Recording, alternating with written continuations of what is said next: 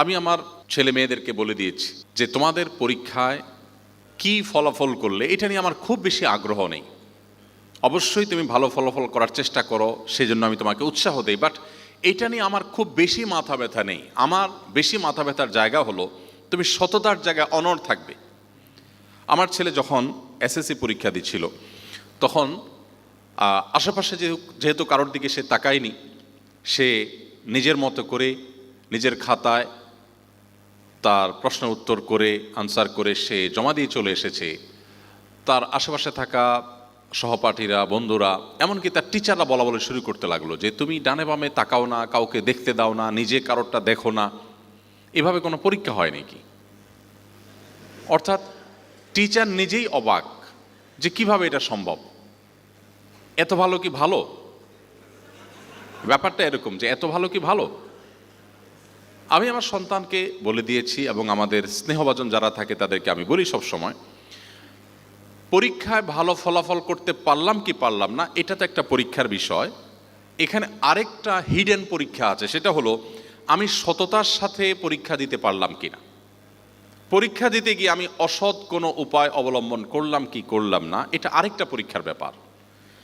আমি যদি আমার পরীক্ষায় ভালো ফলাফল করতে নাও পারি, কিন্তু আমি আমার পরীক্ষায় সততার পরীক্ষায় উত্তীর্ণ হই, তাহলে আমি আসল পরীক্ষা উত্তীর্ণ হয়ে গেলাম। আমার মানসিক শান্তির জায়গাটা নিশ্চিত হয়ে গেল যে আমি আমার নৈতিক পরীক্ষা আমি উত্তীর্ণ হয়েছি। আমি এই কাগজে পরীক্ষা উত্তীর্ণ না হলেও আমার নীতির পরীক্ষা আমি উত্তীর্ণ। আমি নকল করিনি, আমি কারো সহযোগিতা নেইনি এবং অবৈধভাবে কাউকে সহযোগিতা করিনি। তো এই কথাগুলো এই জন্য বলা, আজকাল বেশিরভাগ বাবা মা, বেশিরভাগ অভিভাবক, বেশিরভাগ শিক্ষার্থী তাদের জীবনের লক্ষ্য নির্ধারণ করেন তারা ভালো একটা ক্যারিয়ার গড়বেন, ভালো একটা চাকরি পাবেন, ভালো একটা জায়গা যাবেন, জাস্ট এটুকু। অ্যাজ এ মুসলিম আমাদের দৃষ্টিভঙ্গি আরও গভীরে যাওয়ার কথা, আমাদের দৃষ্টিভঙ্গি আরও দূরের থাকার কথা। একজন মুসলিম হিসাবে আপনাকে অবশ্যই লক্ষ্য করতে হবে যে আপনি যে জাগতিক জ্ঞান অর্জন করছেন, আপনার প্রতিটি লাইন, প্রতিটি শব্দ যে আপনি পাঠ করছেন, একজন মেডিকেল স্টুডেন্ট হিসাবে আপনাকে অসংখ্য শব্দ মুখস্থ করতে হয়, অসংখ্য পড়া মুখস্থ করতে হয়, অসংখ্য থিওরি আপনাকে রপ্ত করতে হয়, অনুধাবন করতে হয়, বুঝতে হয়। এই যে আপনার সময় ব্যয় হচ্ছে, এই সবটুকুন সময়কে পরিপূর্ণভাবে ইবাদতে আপনি রূপান্তর করতে পারেন, কনভার্ট করতে পারেন শুধুমাত্র আপনার উদ্দেশ্যটাকে পরিবর্তন করার মধ্য দিয়ে, যে আমি আমার এই জ্ঞান অর্জন করে টাকা পয়সা অর্জন হবে, সম্মান মর্যাদা অর্জন হয়তো হবে, আমি একটা ভালো জায়গায় হতে যেতে পারবো, বাট সেটা আমার মুখ্য উদ্দেশ্য না। আমার মুখ্য উদ্দেশ্য আল্লাহকে সন্তুষ্ট করা।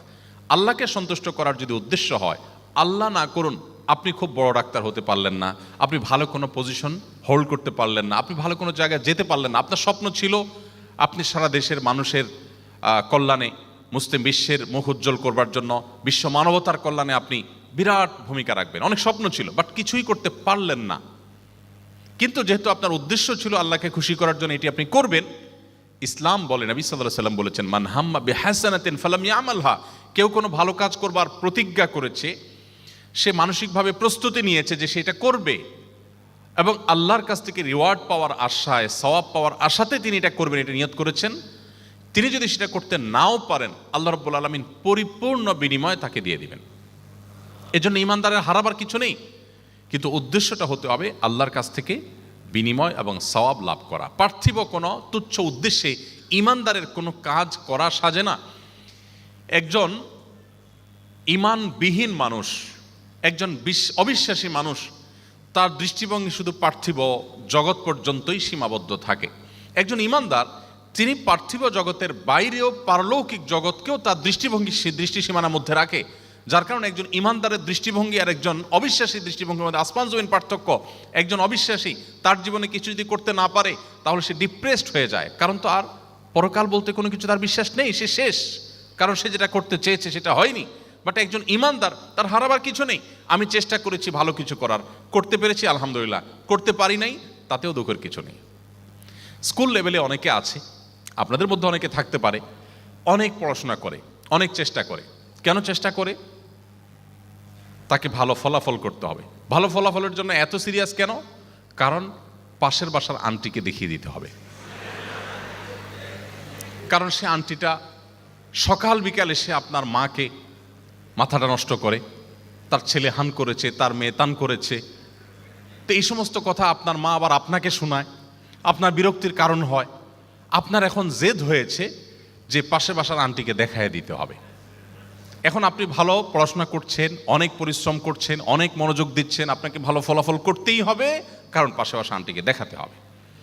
আচ্ছা, এখন আপনি অনেক চেষ্টা করলেন, অনেক পড়াশোনা করেছেন, পড়াশোনা করে পাশে বাসার আন্টিকে দেখাতে পারলেন না। আল্লাহ না করুক আপনি পরীক্ষায় ভালো ফলাফল করতে পারলেন না, কি হবে এবার?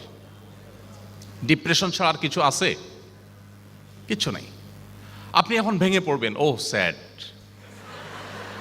কি হলো, আমি এখন বাসা যাব কিভাবে, মায়ের কাছে মুখ দেখাবো কিভাবে, আমার মাই বা পাশাপাশি আন্টির কাছে মুখ দেখাবে কিভাবে, এই চিন্তা আপনি শেষ হয়ে যাবেন। প্রতি বছর আমাদের এসএসসি এবং এইচএসসি পরীক্ষার পর অনেক ছেলেমেয়েরা আত্মহরণের পথ বেছে নেয়। কারণ কি? একজন মুসলিম হিসাবে তার নীতিনৈতিক জায়গাটা, তার মোরাল জায়গাটা ক্লিয়ার না। সে কেন পড়ছে, সে কেন ভালো ফলাফল করার চেষ্টা করছে, এই প্রশ্নের সঠিক এবং সদুত্তর সে নিজেকে নিজে দিতে পারেনি। আপনার টার্গেট যখন হয় খুব তুচ্ছ, তখন তার ফলাফল হবে তুচ্ছ। আপনার টার্গেট যখন হবে অনেক দূরে, তখন তার ফলাফল হবে অনেক বড়। একজন মুসলিম, আপনি তো বিশ্বাস করেন পার্থিব জগৎ এটা খুবই সীমিত একটা জায়গা, এর বাইরে যে পারলৌকিক জীবন আসছে সেটা তো অসীম। অতএব আপনি যদি এই উদ্দেশ্যে পড়েন যে আল্লাহ, আমি ভালো ফলাফল করে, ভালো কলেজে চান্স পেয়ে, ভালো ইউনিভার্সিটিতে চান্স পেয়ে, ভালো চাকুরি পেয়ে, ভালো চেয়ারে গিয়ে আমি সততার সাথে, নিষ্ঠার সাথে কাজ করব, মানুষ উপকার করব, অন্যায় অনাচারের বিরুদ্ধে রুখে দাঁড়াবো, আমার এই প্রিয় স্বদেশের মুখকে উজ্জ্বল করে আমি বিশ্ব দরবারে তুলে ধরব, মুসলিম মিল্লাতের মুখকে উজ্জ্বল করব, বিশ্ব মানবতার কোনো সংকট সমাধানে আমি ভূমিকা রাখবো, আমি নেতৃত্ব দিব, আমার যোগ্যতা দিয়ে, আমাদের স্কিল দিয়ে, আমার পড়াশোনা দিয়ে আমি সেখানে কিছু একটা ভূমিকা রাখবো। এটা আমার জীবনের স্বপ্নের জায়গা। আমার ভালো গাড়ি হলো কিনা, বাড়ি হলো কিনা, সম্মান হলো কিনা, পদ পদবি হলো কিনা, তার চেয়ে বড় চাওয়ার জায়গা হলো আমি আল্লাহকে খুশি করার জন্য আল্লাহর বান্দাদের সেবা দিতে পারলাম কিনা। এই উদ্দেশ্যে যদি আপনি পড়াশোনা করেন, ওই পাশে বাসা আন্টিকে দেখানোর উদ্দেশ্য যদি না থেকে আল্লাহকে দেখিয়ে আল্লাহর কাছ থেকে সওয়াব পাওয়ার আশায় যদি আপনি পড়েন, আল্লাহ না করুন আপনি যদি সেটা অ্যাচিভ করতে নাও পারেন, অ্যাজ এ মুসলিম আপনার বিশ্বাসের জায়গাটা ভেরি ক্লিয়ার থাকবে যে আল্লাহর কাছ থেকে আপনি সওয়াব কিন্তু নিশ্চয়ই পাচ্ছেন। তাহলে ইমানদারের ডিপ্রেসড হওয়ার কোনো সুযোগ আছে? জাস্ট এই কারণে আল্লাহ তাআলা বলেছেন, ওয়ালা ইয়াইআস মির রাউহিল্লাহি ইল্লাল কওমুল কাফিরুন। আল্লাহর রহমত থেকে অবিশ্বাসী ছাড়া কেউ নিরাশ হতে পারে না। ইমানদার কখনো নিরাশ হওয়ার সুযোগ নেই। কেউ যদি আত্মহরণের পথ বেছে নেয়, কেউ যদি আত্মহত্যার পথে পা বাড়ায়, নিশ্চিত বুঝতে হবে তার ইমানের উইকনেস চরম পর্যায়ে আছে। সে মুসলমান হতে পারে না, নামে মুসলমান হতে পারে, সে পরিপূর্ণ মুসলমান হতে পারে না। কারণ মুসলমান বিশ্বাস করে দেয়ালে পিঠ থেকে যাওয়া বলতে কোনো কথা নেই। মুসলমান বিশ্বাস করে দেয়ালে পিঠ ঠেকা বলতে কোনো কথা নেই। পৃথিবীর সমস্ত উপায় উপকরণ শেষ হয়ে গেলেও একজন মুসলিম হিসাবে আমি বিশ্বাস করি আমার আল্লাহ রাব্বুল আলামিন সকল অসম্ভবকে সম্ভব করতে পারেন। পারেন কি পারেন না? তাহলে আমার ডিপ্রেশনের কোনো কারণ নেই। আমার ভরসার জায়গাটা এখনো আছে। আমি শেষ মুহূর্ত পর্যন্ত চেষ্টা করব। এমন কি আমি যদি হেরেও যাই, ইমানদারের দৃষ্টান্ত হলো হাতির মতো, মরলেও লাখ, বাঁচলেও লাখ। নবী করিম সাল্লাল্লাহু আলাইহি ওয়াসাল্লাম বলেছেন, আজাবান লি আমরিল মুমিন, ইমানদারের পুরো জীবনটাই অদ্ভুত। ইন্না আমরাহু কুল্লাহু খায়র, ইমানদারের সামগ্রিক জীবনের সব কিছুতেই কল্যাণ। ইন আসাবাহু খায়রুন শাকারা, ইমানদারের জীবনে সে যেটা চেয়েছে ব্যাটে বলে হয়েছে, তখন সে আল্লাহকে শুকরিয়া জানায়, কৃতজ্ঞতা জানায়, থ্যাঙ্কস জানায়, এর বিনিময়ে সে তার আমলনামায় সওয়াব পায়। আবার ওয়াইন আসাবাহু শাররুন, ইমানদারের জীবনে যদি কোনো ক্ষয়ক্ষতি হয়, বিপদ আপদ হয়, তার যে লক্ষ্য ছিল সেখানে সে যদি যেতে না পারে, সবারা, সে সবর করে, ধৈর্য ধারণ করে, আল্লাহ সিদ্ধান্তকে তার জন্য কল্যাণকর মনে করে সে মেনে নেয়, ফাকানা খায়র আল্লাহ। তো সবর করার কারণে, ধৈর্য ধারণ করার কারণে তার অ্যাচিভমেন্ট হয়নি ঠিক আছে, কিন্তু এর বিনিময়ে তার জন্য জান্নাত ঠিকই হয়ে যায়।